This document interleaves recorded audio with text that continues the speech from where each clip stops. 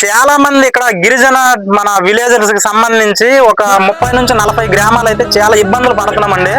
ఎందుకంటే మేము నిత్యావసర సరుకుల కోసం కావచ్చు, చిన్నపిల్లలు స్కూల్కి పంపించేటప్పుడు కావచ్చు, అలాగే మనకి కాలేజ్ స్టూడెంట్స్ కావచ్చు, చాలా ఇబ్బందులు అయితే పడుతున్నామండి. ఇకపోతే చూడండి, మధ్యలో మనకి 3 ఫిల్లర్స్ అయితే ఉన్నాయన్నమాట. అంటే వేయడానికి 3 ఫిల్లర్స్ అయితే ఇంక పెండింగ్ ఉన్నాయండి.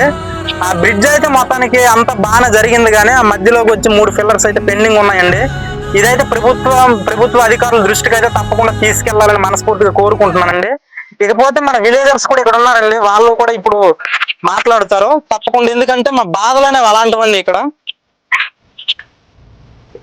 మాకు సుమారు 40 గ్రామాలు ఉన్నాయండి. ఇవే మాకు 40 గ్రామాలు ఉన్నాయి.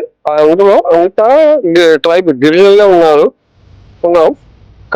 కాకపోతే మేము నాగావళి దాటి వెళ్ళటానికి చాలా ఇబ్బంది అంటే స్కూల్ పిల్లలు అయితేనేమి, గర్భిణీ స్త్రీలు అయితేనేమి, కాలేజీ స్టూడెంట్స్ ఏమి, ప్రతి ఒక్కరు కూడా మా నిత్యావసరాలు తీసుకురావడానికి కూడా చాలా ఇబ్బందిగా ఉంటుంది. చూస్తున్నారు కదండి, చిన్న పిల్లలు అంటే స్కూల్కి సంబంధించి వీళ్ళు స్కూల్కి వెళ్ళడానికి కూడా చాలా ఇబ్బంది అండి. ఇందాకేమో వంతెన మీకు ఆల్రెడీ చూపించడం జరిగింది వీడియోలో. ఇకపోతే ఈ బోట్ పరిస్థితి అయితే చాలా దారుణంగా ఉందండి. సెంటర్లో హోల్ అయితే పడింది, అక్కడ విజువల్స్ కూడా మీరు చూడొచ్చు.